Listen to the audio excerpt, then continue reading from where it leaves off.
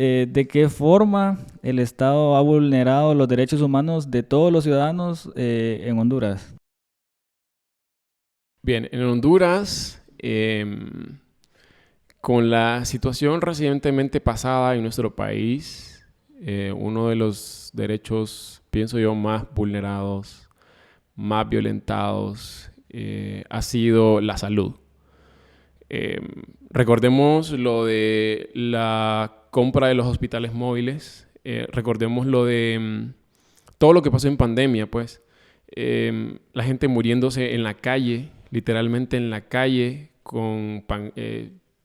porque no había ni siquiera pues, clínicas, no había espacios para atender a una persona. Entonces, la mayor vulneración que se ha dado ha sido en salud. Y no solo eso, previo, o sea, muchos años atrás también, lo del Seguro Social, ¿verdad? El Seguro Social es una institución que podría ser una de las más grandes aquí en Honduras. Si no existiesen, pues, los saqueos que se le han hecho, si no existiesen personas como una determinada o una en específico que creaba pastillas falsas para las personas, pues. O sea, si vos tenés un trabajo, yo tengo un trabajo, a mí me deducen para ese seguro, porque el Estado a mí me da o me asegura, pues, el derecho a la salud. Sin embargo, no es tanto el hecho de que tengas el derecho o que puedas gozar el derecho, porque vos puedes ir al seguro, ¿verdad? Pero que te vayan a atender, que encontres insumos y todo eso, esa es otra historia, ¿verdad? Es una historia muy aparte. Entonces, tiene mucho que ver también con la gente que está en esos lugares. Entonces, como vos decías, siempre se llega al tema de la política, ¿verdad? Entonces, eso siempre... la política está en cada aspecto de la sociedad. Y exactamente a ese tema iba, porque si te fijas y haces una línea de tiempo, en todos los acontecimientos en donde la vulneración de derechos se ha visto, siempre la política es la intermediaria y no hay duda, si vos te pones a analizar, probablemente digas o un político se está justificando para utilizar a una institución o al mismo Estado, pero igual la política pues se ha visto bastante involucrada en los temas de corrupción, lamentablemente, pero entonces ahí es donde yo te pregunto a vos, ¿crees que debería de existir una formación para las personas que aspiran a ser políticos? Yo siempre he pensado, siempre me ha pasado por la cabeza que una persona que aspira a un cargo público tiene que tener una formación.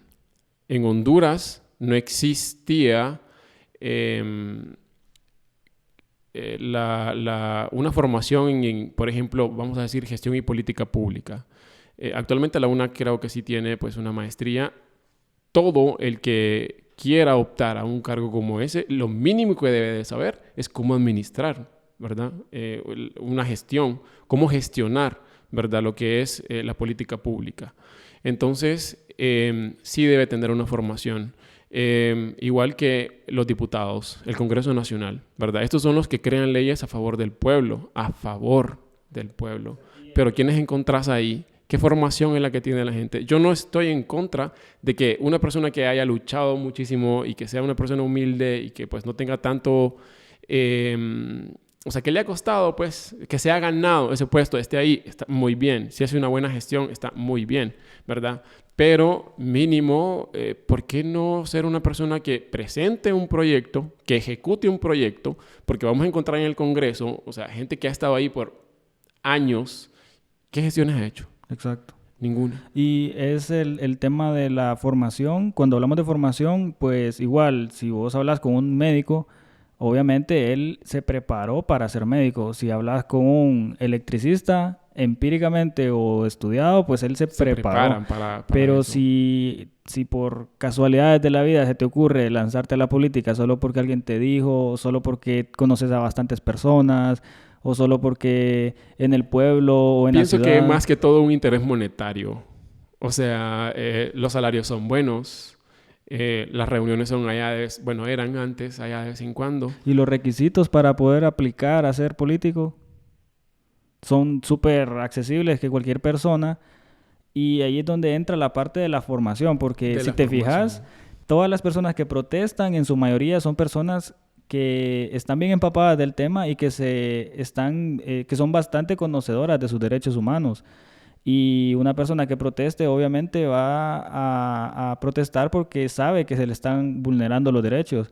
Entonces, el cargo de un político en este caso es fundamental y es súper importante que los políticos que estén bien formados en la política, porque son ellos los que van a tomar las decisiones, como lo decías, y van a evitar esa vulneración, pero en nuestro país lamentablemente han habido casos donde ellos mismos son los que se han aprovechado a vulnerarlos. Los que han vulnerado los derechos, exactamente. Sí, es necesaria esa formación, o sea, entre conversaciones, pues, entre vos y yo, y uno dice, bueno, nosotros decimos, pues sí, debería ser necesaria, es importante, más que necesaria, es importante, porque hasta como nosotros como hondureños, nos va a dar gusto, pues, ser representados por gente que está totalmente capacitada, ¿verdad? Que si es en el área de salud, pues que sea un médico el que se encargue, ¿verdad? Si es en el área agropecuaria, pues que sea un ingeniero en su área que se encargue, o sea, como vos decís, entonces que se prepare, ¿verdad? Que exista una preparación.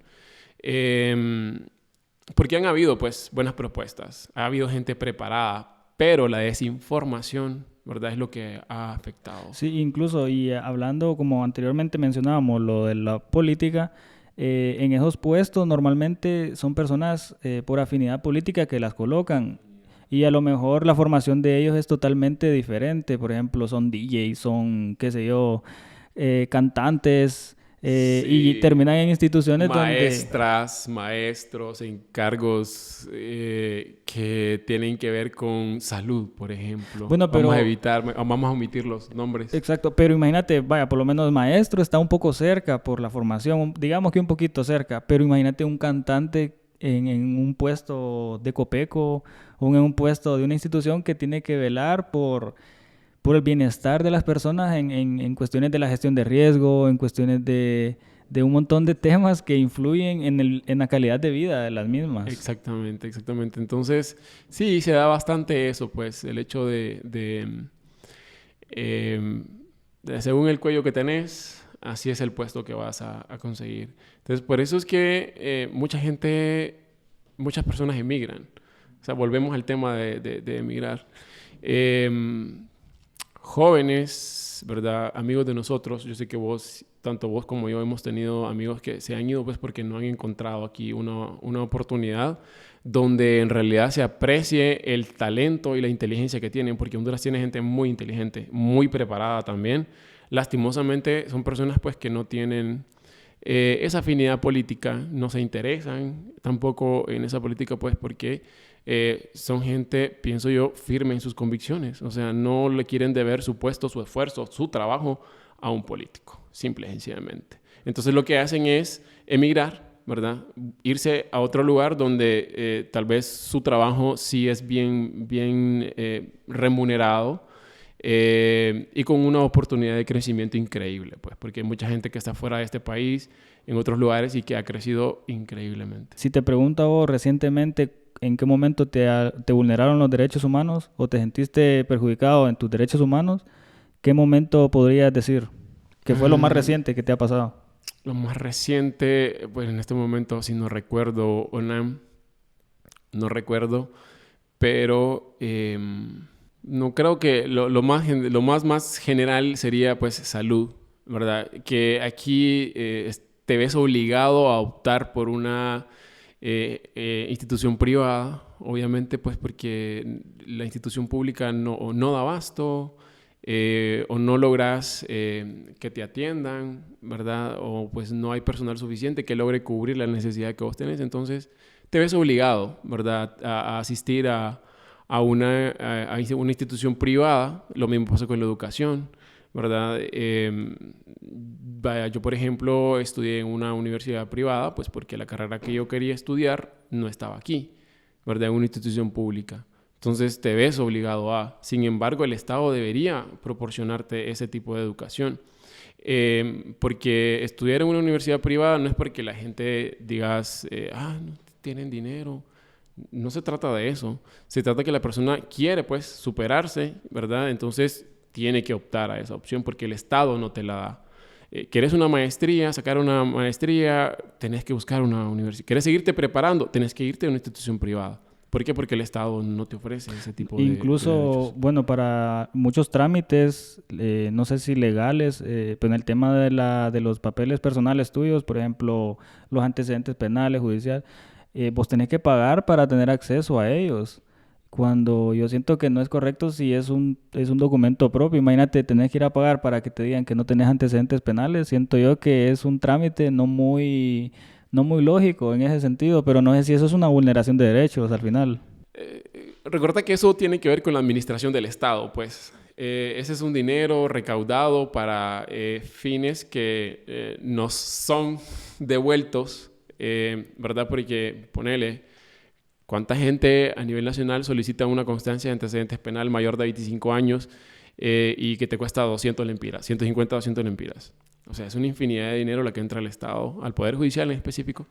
Y ese pues se nos remunera a nosotros, se nos devuelve en obras y cosas que, Se ¿verdad? supone que Que son. se supone, ¿verdad? Entonces, ahí el detalle. Si vos mencionas algo, pues es bien importante. No debería, ¿verdad? No deberíamos de pagar por eso, porque es una información, pues, es pública.